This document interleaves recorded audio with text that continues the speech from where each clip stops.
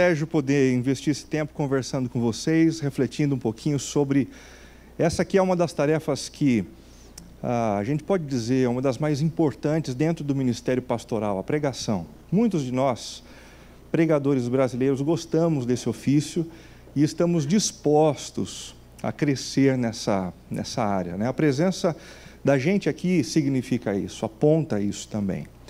Como o Rodrigo bem disse, no primeiro momento da manhã a gente conversou bastante sobre a parte teológica, a gente teve um verdadeiro banquete do Michael Gorin, e agora, na parte da tarde, a gente vai ter 3 painéis, uma oportunidade da gente refletir sobre como a gente faz esse negócio funcionar na prática, tá bom? Nossa conversa é prática, a nossa conversa é bastante de cunho estratégico nesse momento.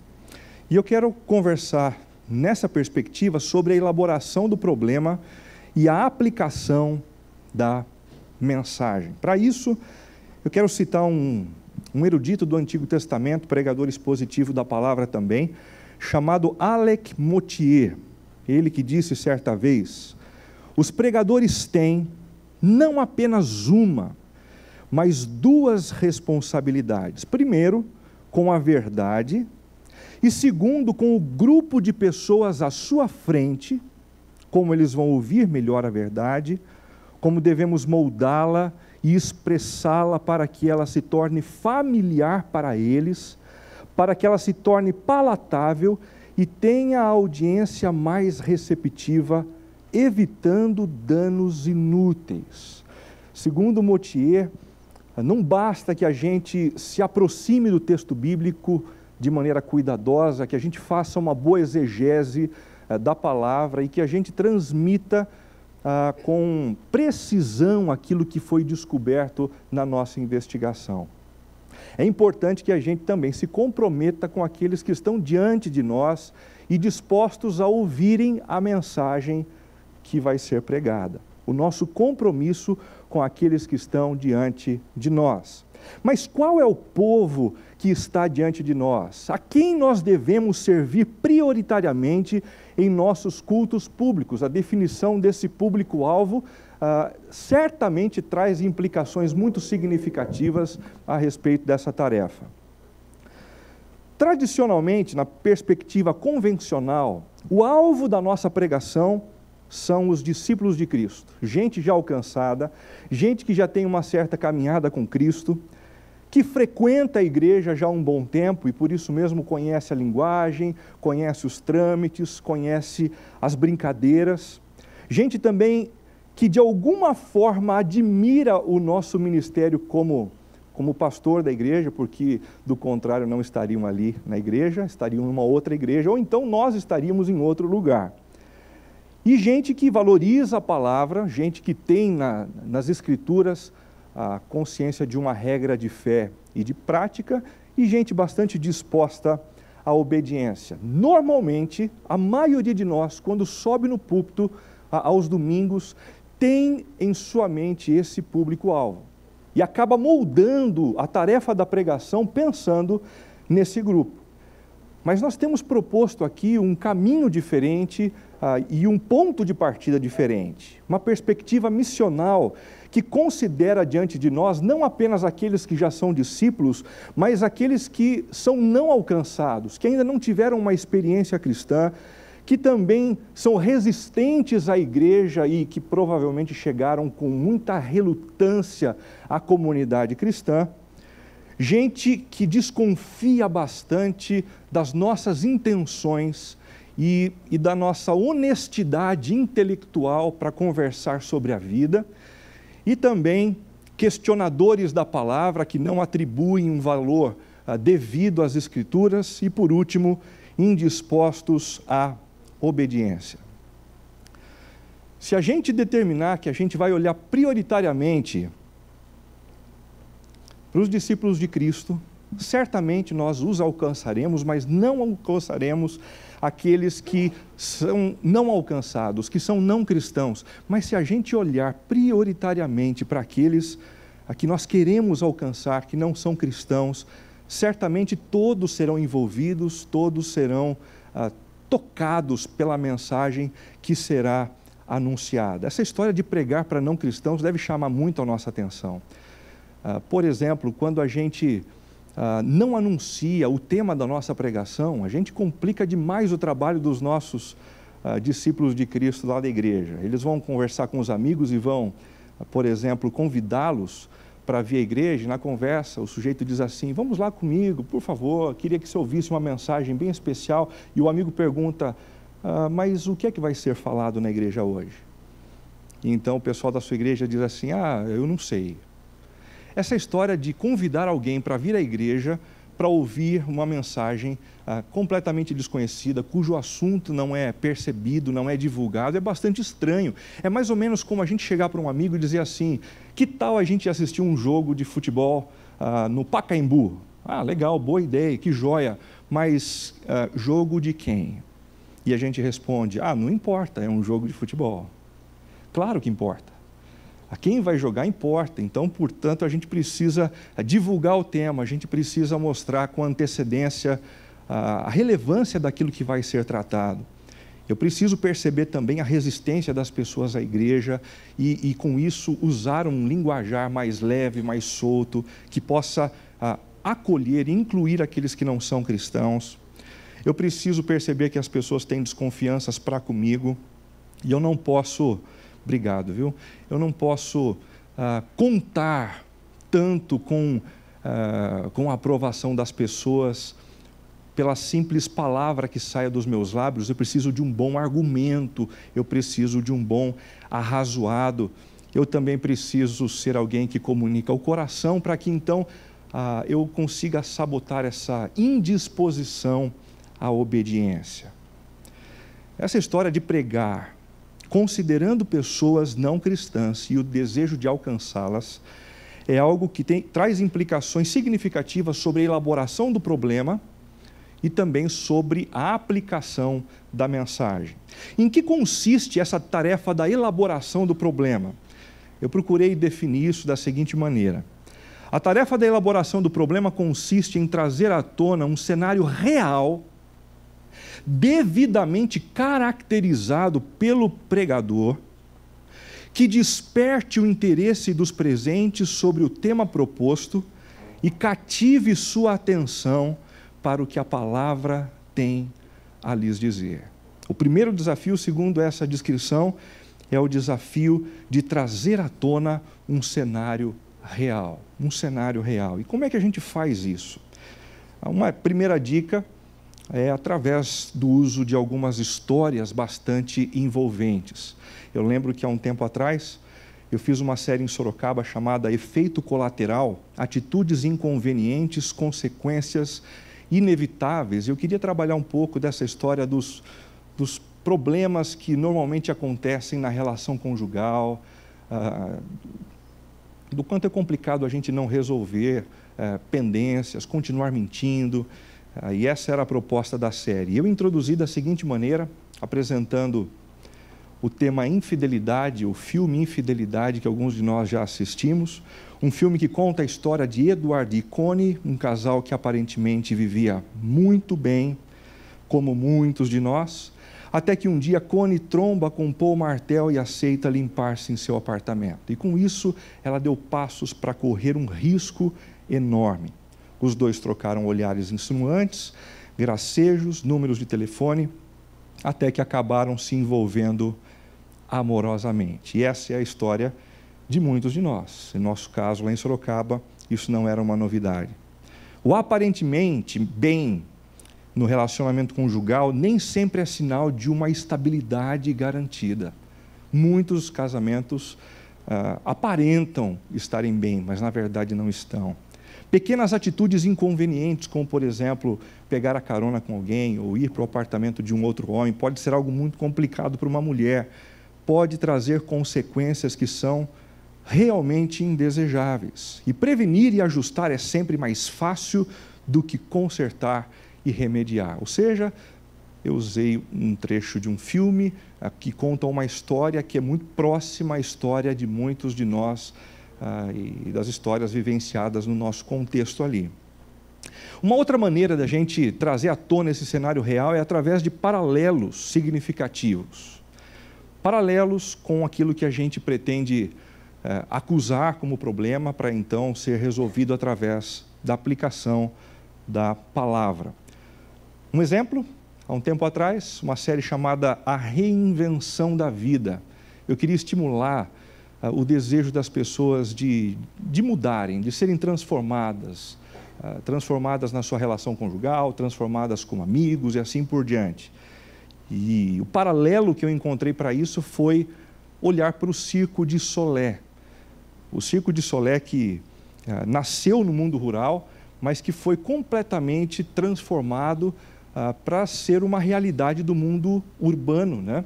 As pessoas admiram o Circo de Solé e isso faz com que a renovação, a transformação e a mudança se tornem também mais desejáveis pelos ouvintes. A reinvenção do Circo de Solé passou pelo corte de custos desnecessários. Antigamente tinham 3 picadeiros, animais presos, e isso foi deixado de lado. Remoção de tudo quanto era decadente, bancos duros, serragem no chão. Também preservação do que há de melhor, palhaços, lona, sinal de nostalgia e também a diversão. E introdução do fator inovação. Isso não tinha no circo no mundo rural. A sofisticação intelectual, a sofisticação artística e também um enredo, uma história que conduzisse todo o programa. Um paralelo significativo. Uma outra maneira é através de biografias ilustrativas. Eu gosto muito dessa história de biografias ilustrativas, porque a história de algumas pessoas ao nosso redor, ela chama a nossa atenção imediatamente para alguns temas, não é verdade? Há uns 3 anos atrás eu fiz uma série chamada Vitórias e Derrotas, uma reflexão cristã sobre a biografia de Steve Jobs. E o meu desafio era de conversar sobre a invulnerabilidade violada. E eu parti de algo que eu considero bastante interessante dentro do trabalho do Steve Jobs. Do primeiro Mac ao mais recente iPhone, os sistemas de Jobs sempre foram hermeticamente fechados para impedir que os consumidores se metessem a modificá-los. Quem disse isso foi o escritor desse livro, Cult of Mac. Na mesma direção, Walter Isaacson, que escreveu a sua biografia, disse: ele chegou a desenvolver ferramentas especiais para que ninguém conseguisse abrir a caixa do Macintosh. Isso acontece até hoje. A gente, se deseja abrir um aparelho da Apple, a gente precisa de uma ferramenta própria, né? Aí um comentário muito interessante. Isso parece refletir a personalidade dele, o desejo de controlar todas as coisas.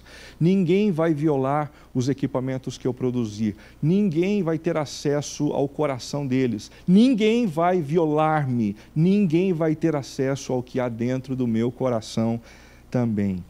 Walter Isaacson diz: isso reflete a personalidade dele. O desejo de controlar, controlado por Jobs em 1982 para ser o estrategista de marketing e funcionário fixo da Texaco Towers, Barry Cash.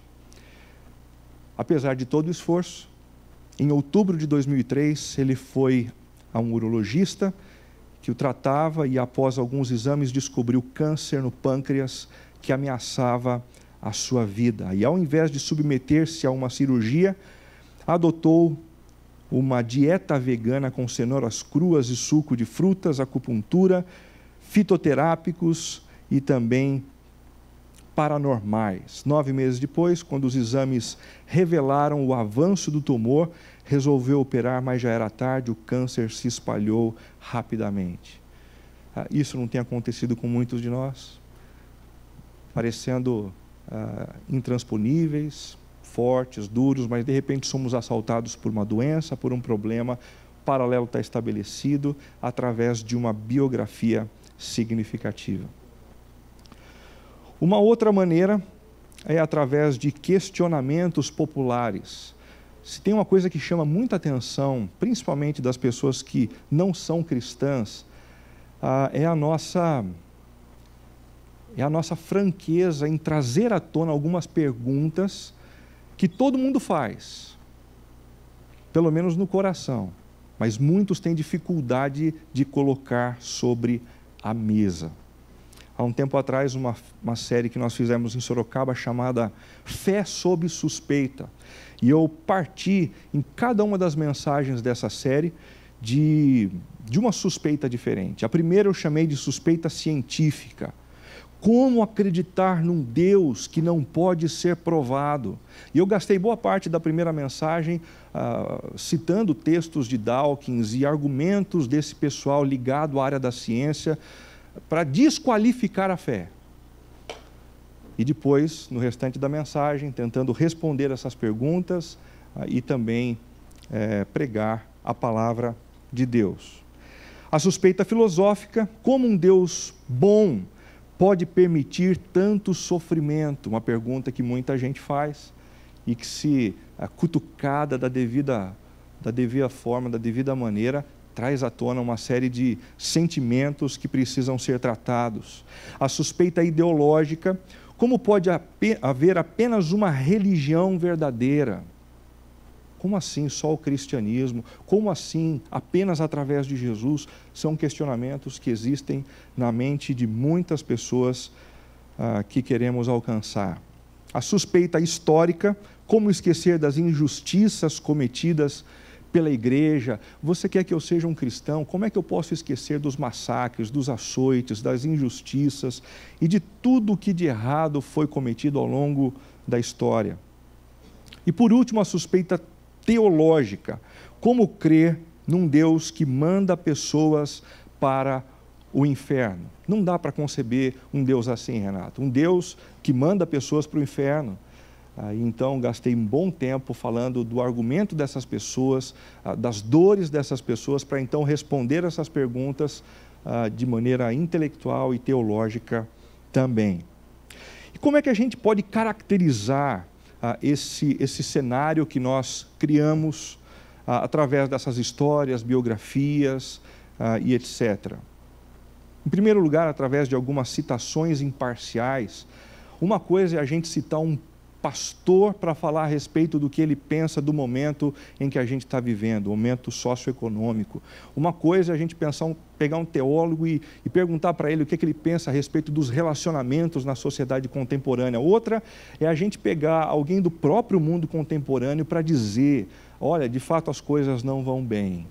Há um tempo atrás a gente fez uma série chamada Amor Líquido e a gente usou alguns trechos e algumas palavras de Zygmunt Bauman, um filósofo que é reconhecido por muita gente, é lido nas universidades, e ele diz: as coisas não estão bem e elas precisam ser tratadas. Segundo lugar, estatísticas elucidativas.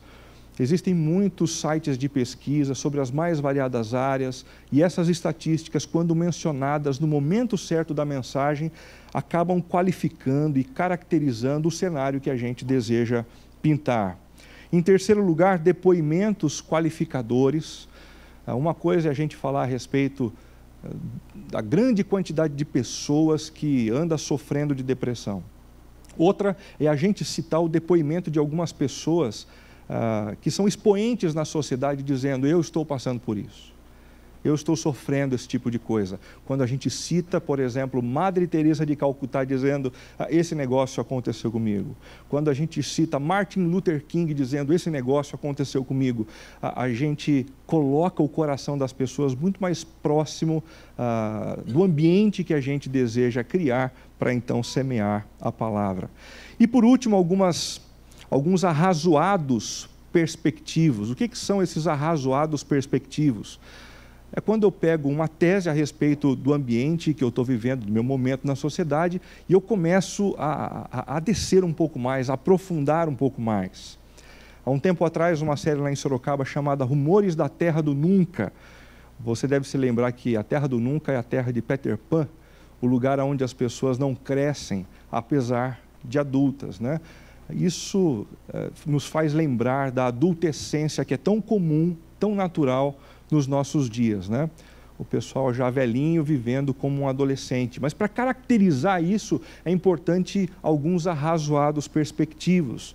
Por exemplo, a gente percebe esses rumores da Terra do Nunca na inversão do conceito de moda baseado na perspectiva adulta para o conceito de moda baseado na perspectiva adolescente. Antigamente, eram os adolescentes que queriam se parecer com os adultos e eles se vestiam como adultos para isso. Agora, esse problema foi invertido, né? São os adultos que se vestem como adolescentes. A ausência de compromisso nos relacionamentos interpessoais, dando origem à geração tribalista. Ninguém se relaciona com carinho, ninguém se relaciona com amor, ninguém estabelece mais compromissos sérios.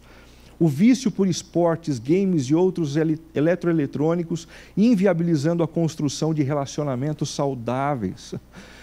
Quantos casamentos não têm padecido porque ou o marido ou a esposa vivem no celular, vivem no computador, vivem nos seus joguinhos. O uso de maconha na tentativa de fugir da realidade dura e cruel para um lugar onde tudo seja bonito, leve e agradável. Eu não sei se você tem sofrido com esse tipo de problema no seu contexto, mas lá no nosso contexto, a maconha é impressionante, né? Então, a gente acabou encontrando uma forma de trazer à tona esse assunto da maconha como sendo a erva da terra do nunca, né? A erva daqueles que querem permanecer para sempre como adolescentes. E assim por diante, caracterizando um pouco esse ambiente da adolescência. Próximo passo. Em que consiste a tarefa da aplicação da mensagem? A tarefa da aplicação da mensagem consiste no desafio de tornar o ensino bíblico altamente familiar ao coração das pessoas, de tal forma que elas compreendam as mais variadas implicações dele para as suas vidas. Existem muitas formas da gente potencializar as nossas aplicações. Eu vou dar apenas 3 dicas. Em primeiro lugar, dialogando com as narrativas culturais. Dialogando com as narrativas culturais. Você já teve a sensação de estar pregando sobre um determinado assunto e o pessoal balançando a cabeça, acenando positivamente, mas lá no fundo, essas pessoas discordando de você e preservando alguns princípios contrários àquilo que a palavra de Deus oferece.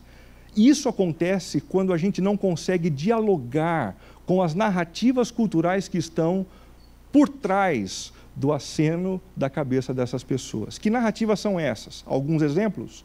Eu tenho o direito de ser feliz. E sempre que eu digo alguma coisa que possa parecer contrária ao direito das pessoas de serem felizes, elas travam. E se eu não aplico a mensagem de tal forma a dialogar com aquilo que ela acha que é direito dela, eu não me torno efetivo no exercício da pregação. Se 2 pessoas se amam, elas deveriam poder fazer sexo. Essa é uma outra narrativa cultural que está impregnada na mente e no coração das pessoas. E quando a gente fala a respeito de santidade, se a gente não tenta dialogar com essas perspectivas, a gente perdeu. A gente vai continuar falando e as pessoas vão continuar vivendo da maneira como elas vivem. Ninguém tem o direito de impor a sua fé. Ninguém tem esse direito. Essa é uma outra narrativa cultural muito forte na cabeça das pessoas e é exatamente por isso que muitos dos cristãos das nossas igrejas não conseguem mais evangelizar. Cada um tem a sua fé. Um dia desses eu conversei com uma moça na comunidade em Sorocaba e disse: por que a sua filha não veio? Ela disse: ela foi numa outra igreja, ela tem o direito de tomar as suas decisões. A menina tem apenas 9 anos de idade. É uma narrativa cultural impregnada na mente das pessoas a quem a gente serve. E a gente precisa dialogar com elas para sabotar esse tipo de pensamento.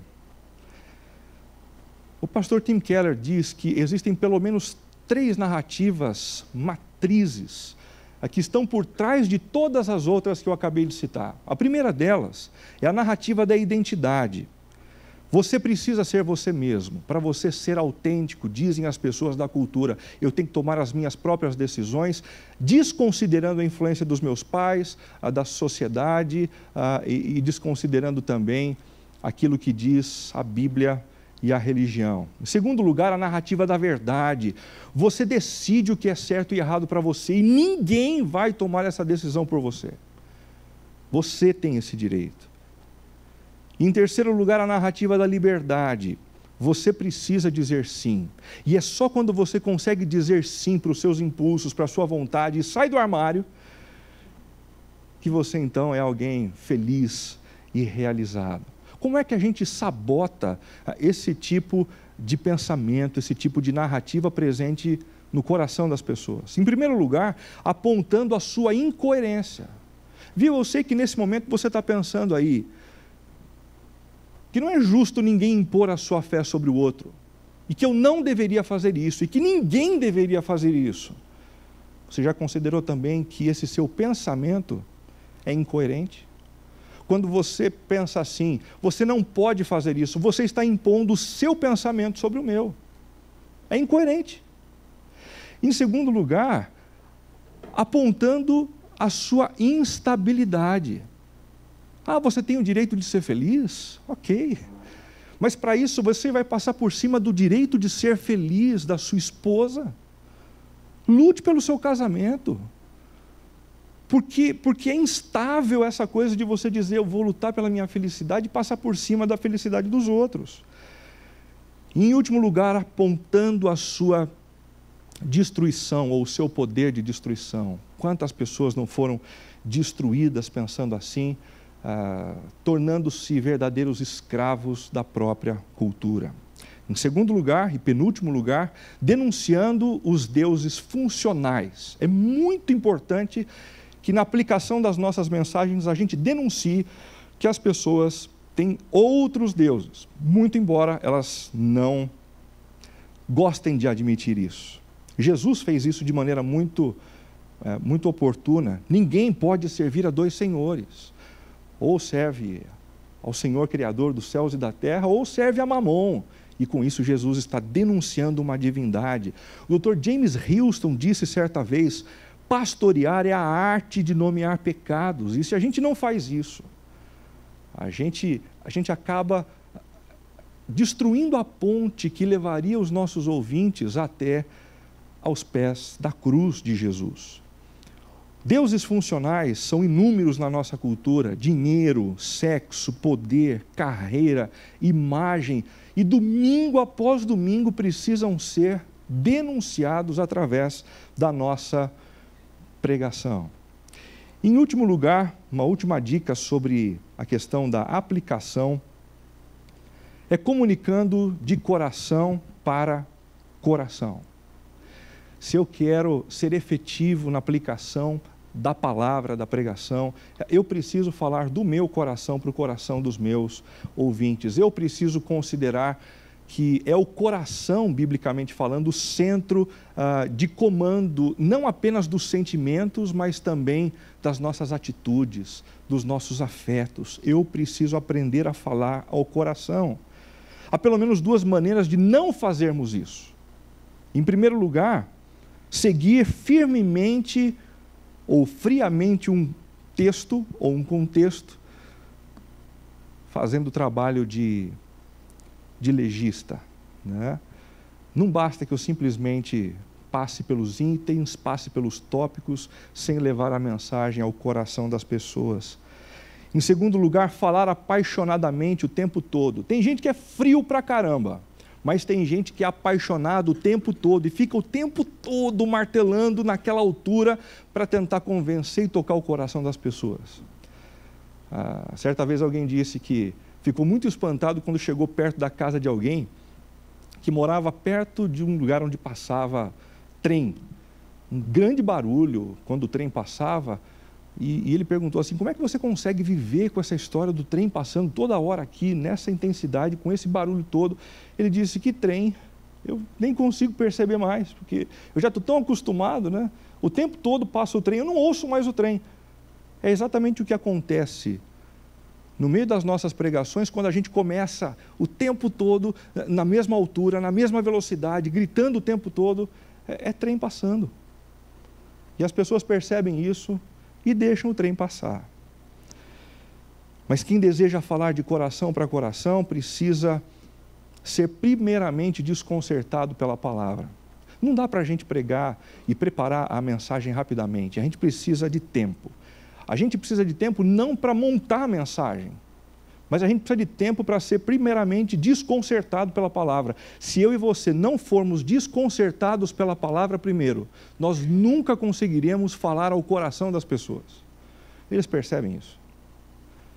E somente quem foi desconcertado pela palavra primeiro pode ser reconcertado por ela mais tarde. Mensagem a gente não faz domingo de manhã, no tempinho que sobra, para fazer funcionar à noite. É algo que a gente precisa gestar com muito cuidado, muita reflexão, estabelecendo as pontes com a cultura e com o coração das pessoas e tentando apresentar um conteúdo que primeiramente foi efetivo dentro do nosso coração, nos desconcertando e depois nos reconcertando segundo a vontade de Jesus. Tá bom? Deus abençoe, viu, gente?